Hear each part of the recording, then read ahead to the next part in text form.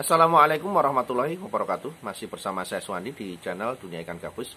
Kesempatan hari ini kita masih membahas seputar masalah budidaya ikan gabus.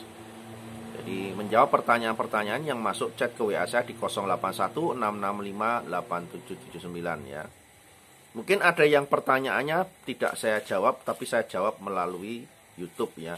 Dengan harapan nanti bisa berbagi kepada siapapun yang membutuhkan informasi seputar permasalahan yang hampir sama dengan apa yang ditanyakan ya.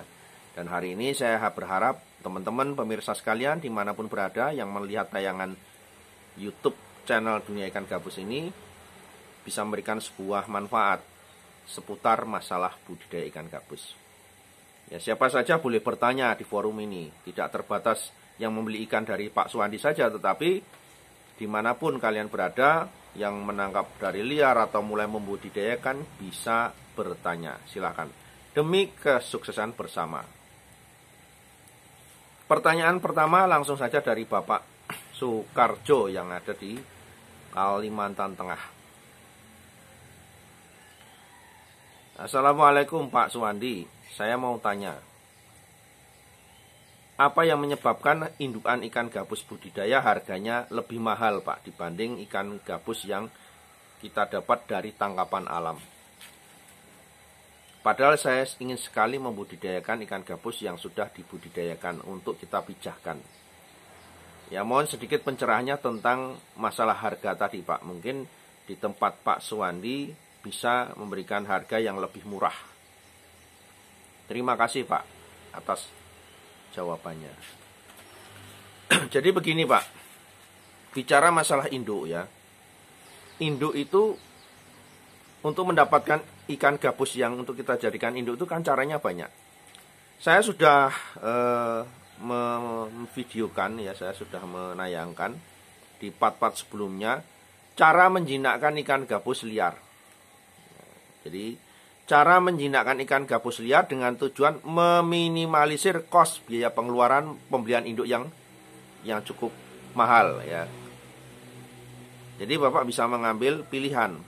Ada orang yang memang biayanya memang masih pas-pasan mau nyoba tapi dana terbatas, kan bisa mencari alternatif Pak. Misalkan menjinakkan ikan gabus liar itu kan nggak mahal Pak.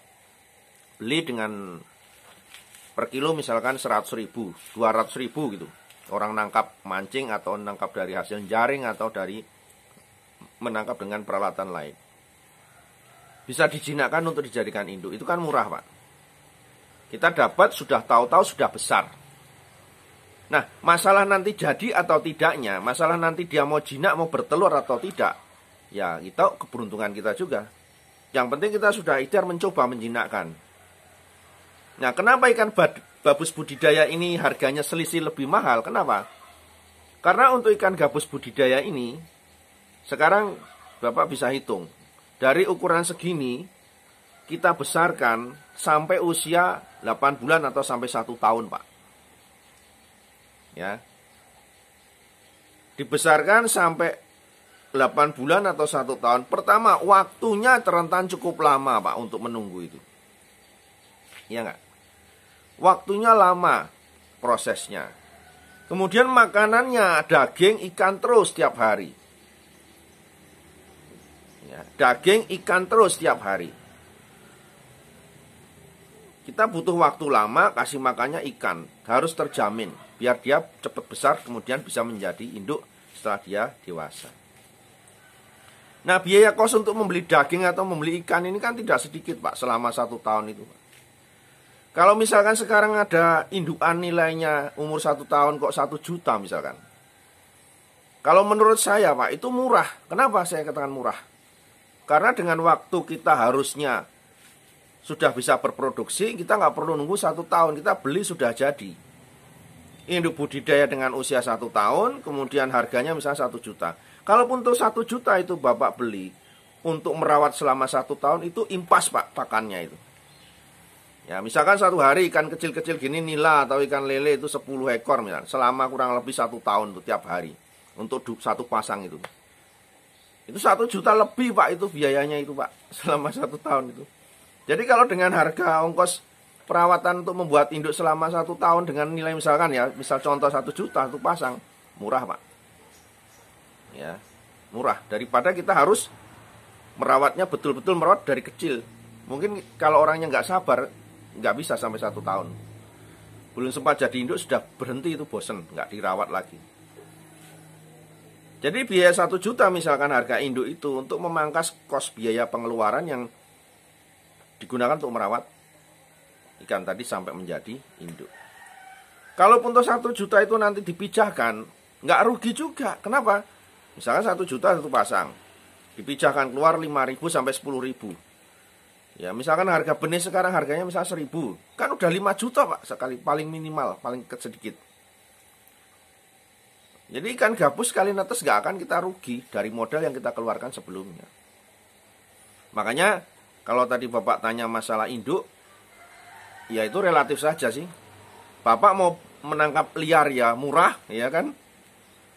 Beli di pasar kiloan dijinakkan, di mana di situ 50-50, belum tentu jinak, belum tentu mau makan, belum tentu nanti jodoh. Ya, dibanding beli yang sudah jadi. Ya, beli jadi sudah sepasang, sudah bertelur. Ya, tinggal nanti dikawinkan, dijadikan satu, sudah mentelur lagi. Itu kan sudah sangat singkat sekali Pak. Kalau kita bicara bisnis, mungkin orang lebih cepat akan mengambil induk yang sudah jadi dibanding harus membuat sendiri. Tetapi membuat sendiri pun tidak ada masalah. Ya, misalkan dapat 1 kilo 100.000, ya boleh-boleh saja, tidak masalah, ya kan? Jadi masalah harga tadi di situ Pak perbedaannya. Ya, nangkap alam tidak pakai modal istilahnya kan. Orang nangkap kan nggak pakai modal, nggak perlu nunggu 1 tahun, ya kan? Nggak perlu nunggu 1 tahun untuk menangkap ikan gabus alam, tangkap aja bawa pulang. Ya, dibanding merawat dari kecil sampai 1 tahun, ya lebih mahal Pak, pasti lebih mahal kosnya yang dikeluarkan. Itu ya Pak ya. Jadi ada perbedaan kenapa kok indukan hasil budidaya harganya memang lebih mahal, karena waktu kita merawat selama 1 tahun itu butuh waktu, butuh pakan yang dikeluarkan, ya, dibanding yang hasil tangkapan alam. Oke Pak ya, itu jawaban dari saya. Pertanyaan berikutnya dari Widi, ini yang ada di Batam. Mohon pencerahannya Pak Suwandi, saya sudah menangkap ikan gabus dari alam kecil-kecil, kurang lebih sebesar pentol korek, ya. Tetapi setiap saya masukkan ke kolam, saya sudah 2 kali ngambil, tidak pernah ada yang hidup. Ya, mohon solusinya Pak Suwandi.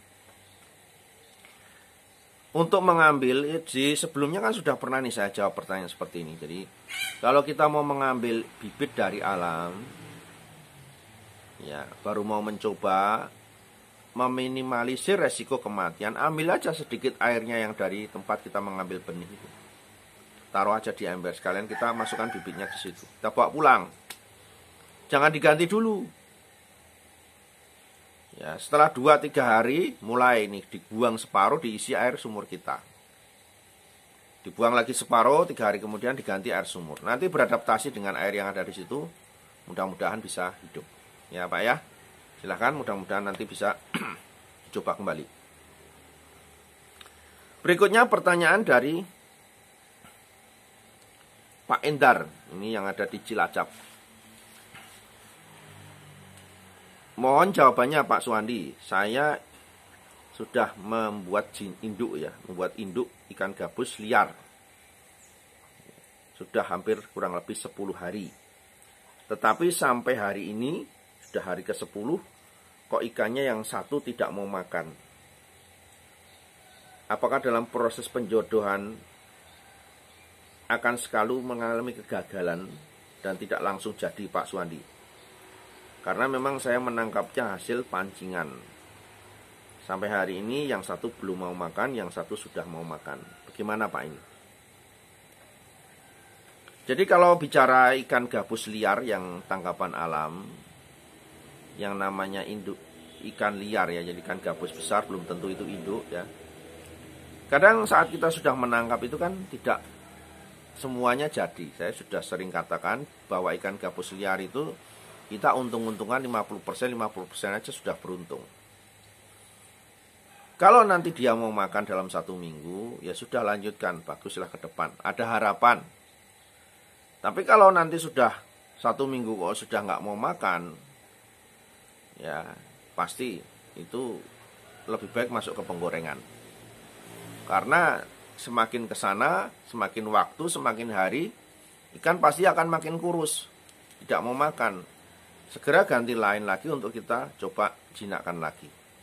Jadi seperti itu yang bisa dilakukan kalau kita mempunyai ikan gabus yang kita tangkap dari alam. Jadi sabar Pak, proses gitu harus diikuti. Oke teman-teman pemirsa sekalian, tetap panteng terus channel Dunia Ikan Gabus, jangan kemana-mana. Saya akan kembali setelah ini dan sukses untuk teman-teman semua. Assalamualaikum warahmatullahi wabarakatuh.